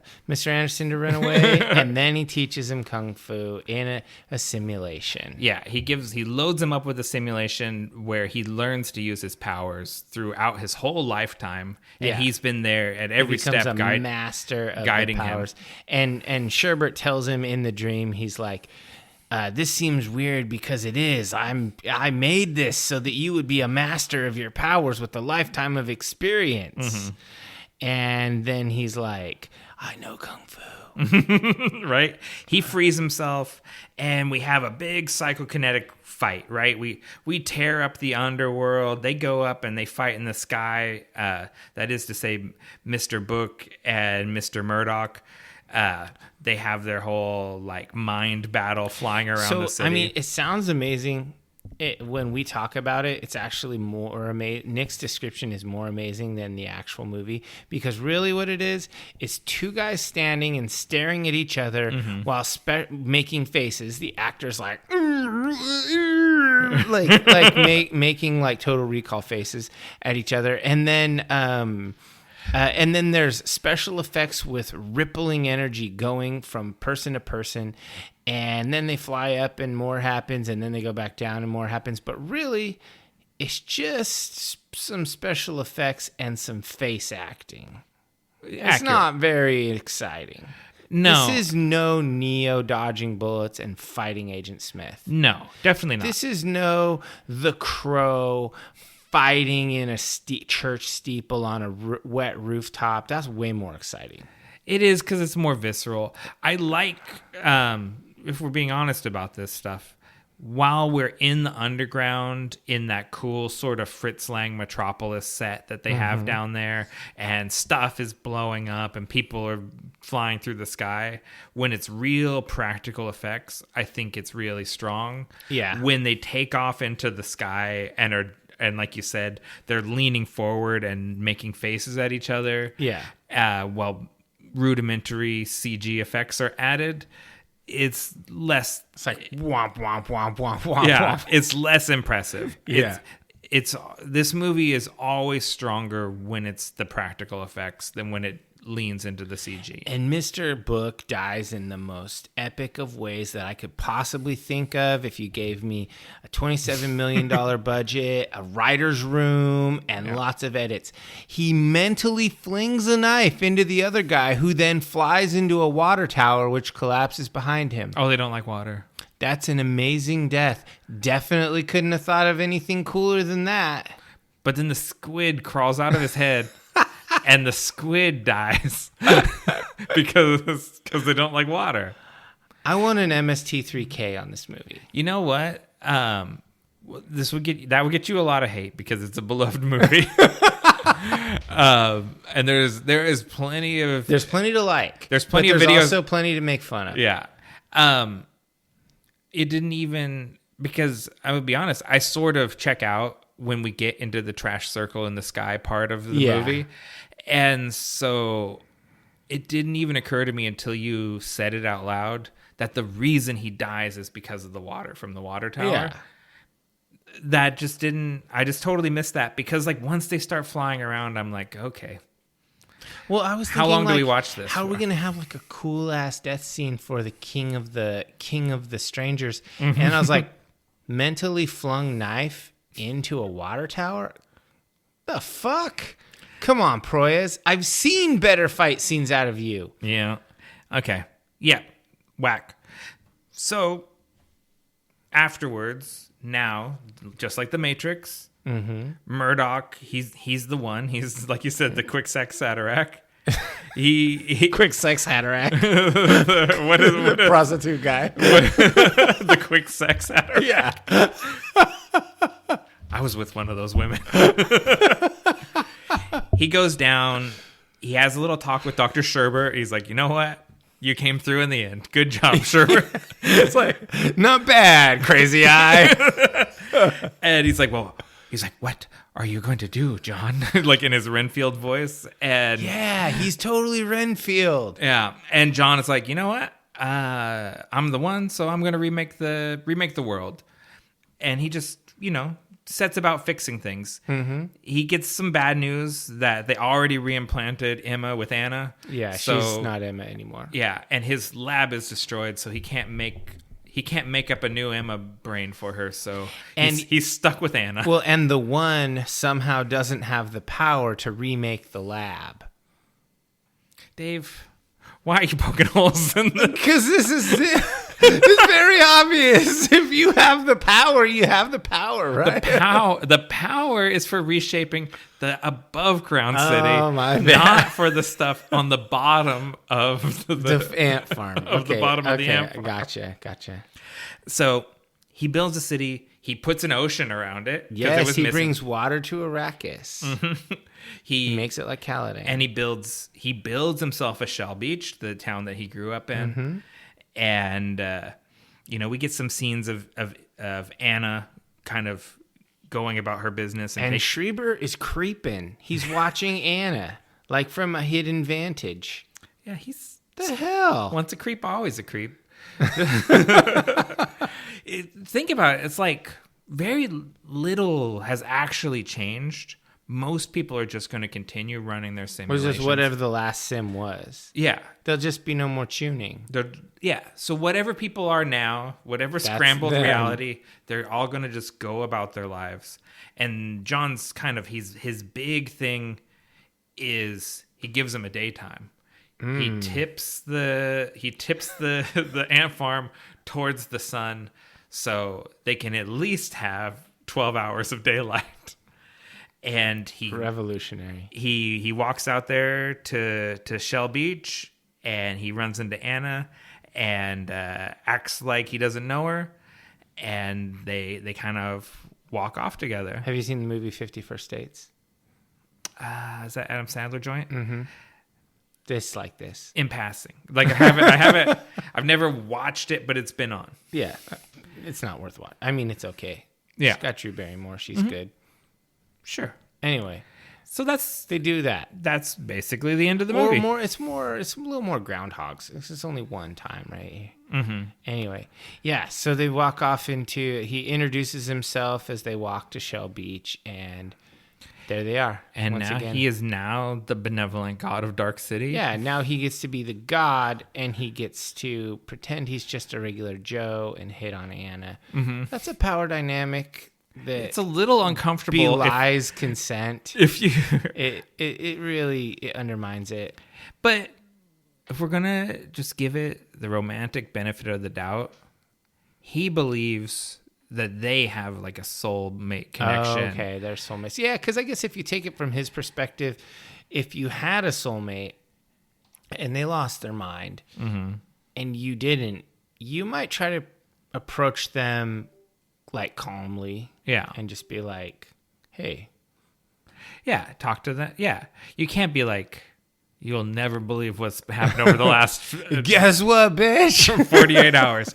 You were my wife, but you had an affair, but none of it really happened because I went to prostitutes, but I didn't sleep with them and I didn't murder them. That's how good I am. I save fish and I don't murder prostitutes.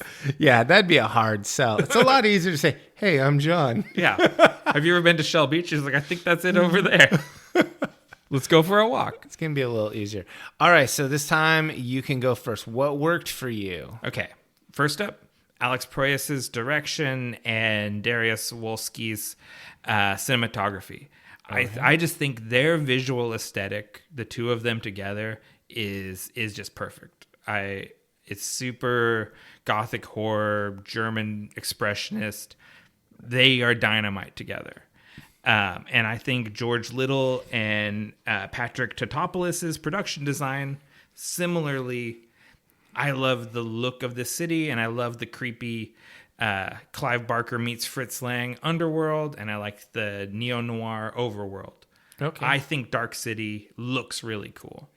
And I think all of the principals, Rufus Sewell, Jennifer Connelly, William Hurt, Kiefer Sutherland, and Richard O'Brien, all kill it. They all give great performances. For sure.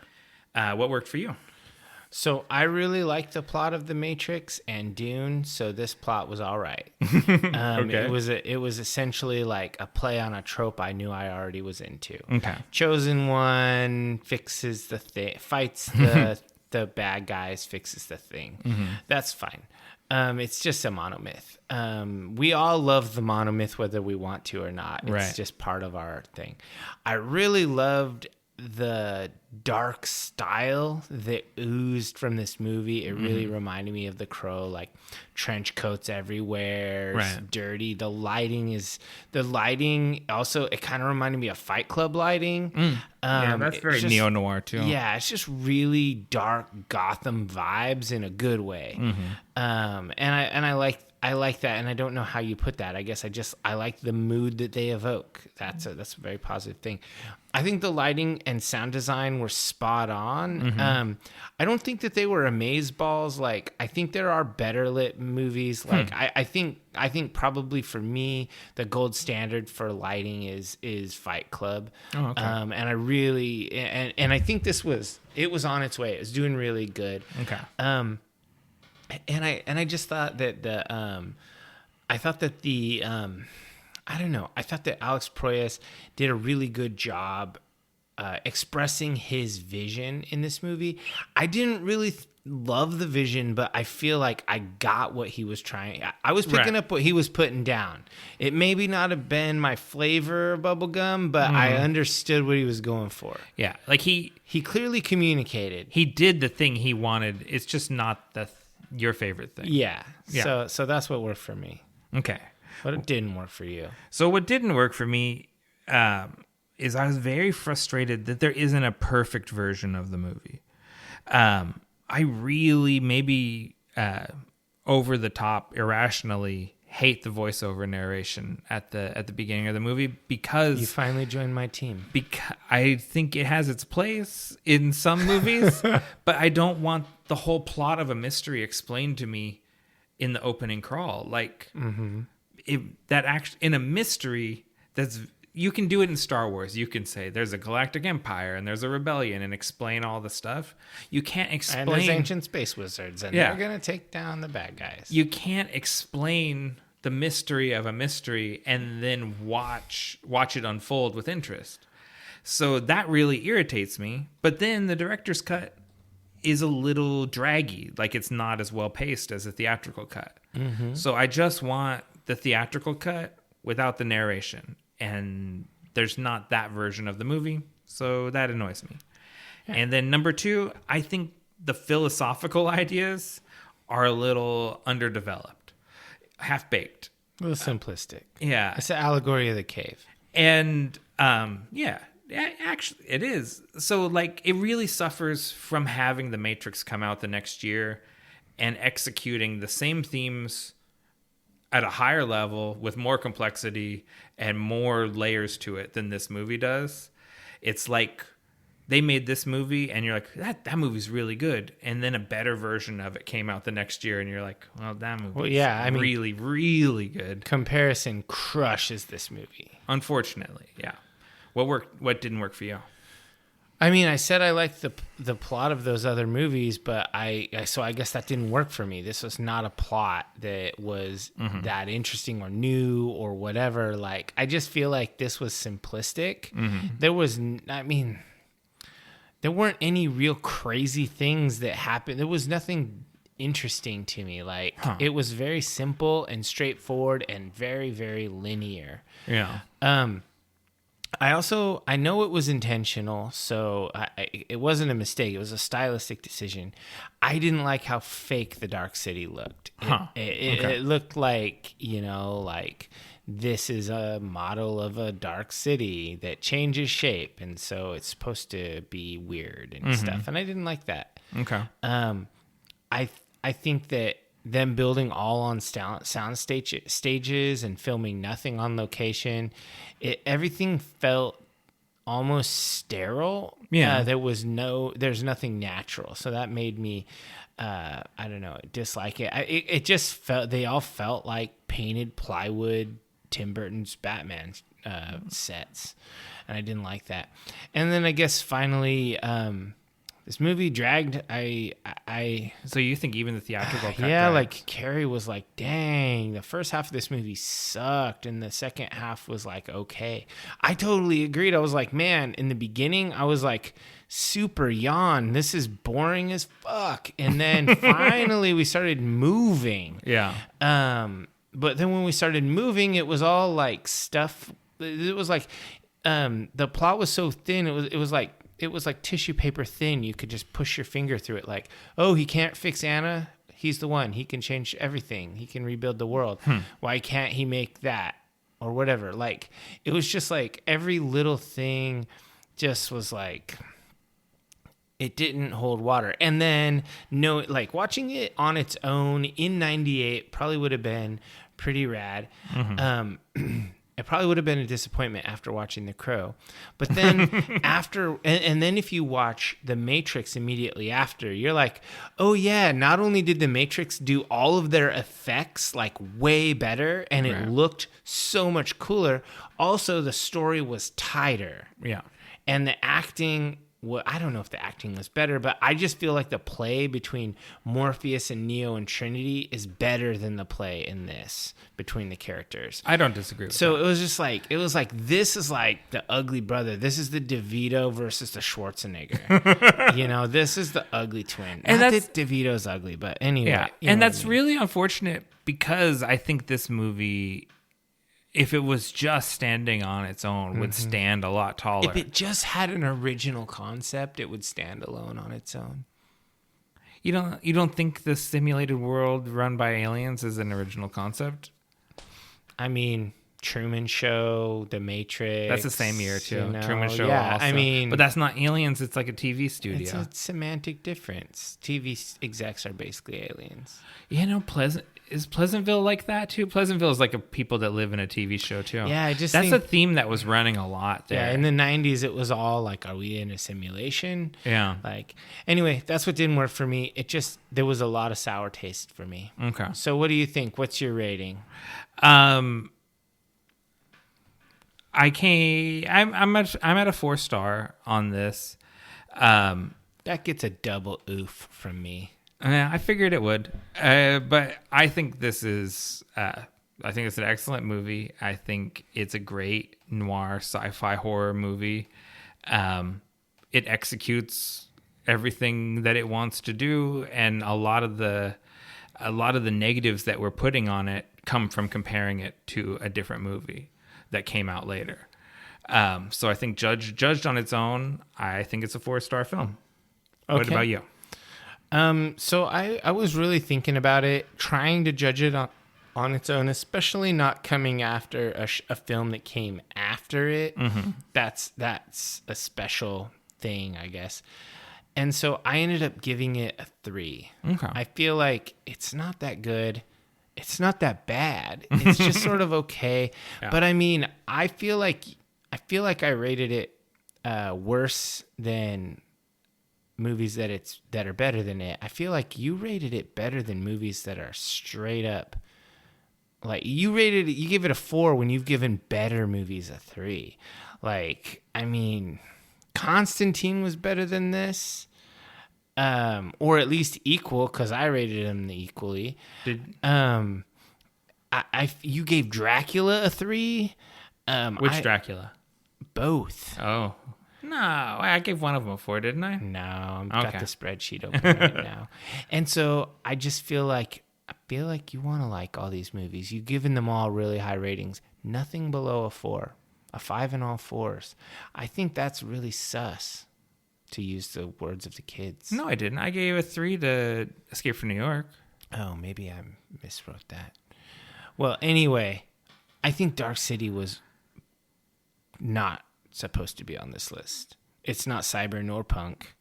Not top 10. That I don't agree, or that I do agree with. But I think the cool... It's better than 12 Monkeys, though. The cool film guy opinion of this is that this is the better movie between this and The Matrix. Like, if you go looking on the internet, there's a lot of if you like The Matrix, you'll love Dark City, the superior precursor to The Matrix. Yeah, those are the same people that try to tell you how amazing and awesome the Ramones are. It's like, oh, I guess you haven't listened to music before. Okay. So we're 3 and a 4. All right, let's go ahead and take a break, and then we'll come back in and conclude this.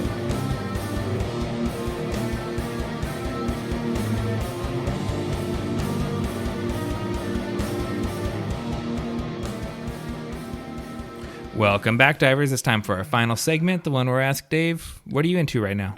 All right, I'm going to go ahead and tell you guys about a YouTube channel because it's one of my go-tos. This is a new one to me, though. Oh, this is legitimately new. I wasn't just mining the depths. What have I not told the divers about that I like? Carrie showed me this, my lovely wife, just the other day. It's a channel called Tokyo Lens. It's a channel by this guy named Norm Nakamura, and he's in Japan. He's kind of our age, and he's a fluent Japanese speaker. He's a white guy. He is also a fluent English speaker. He sounds American to me. Could be Canadian, you never know. And basically, he's talking. He makes a channel this is my Japan, like Japan as I experience it. Okay. And he lives there, and he's a cool guy. He plays a suguru shamisen, which is like a Japanese banjo kind of. To super simplify it, I know Carrie's going to be like, not at all. But no. And he does piloting stuff. He takes boats around. He's a boat captain. He makes and builds sets and things, but he also does all these really cool mini docs. This channel is not like just a vlog channel. Right. This dude is really good with cameras, really good with cutting things together, and extremely good at doing well thought out overdub, voiceover stuff, narrator, documentary style.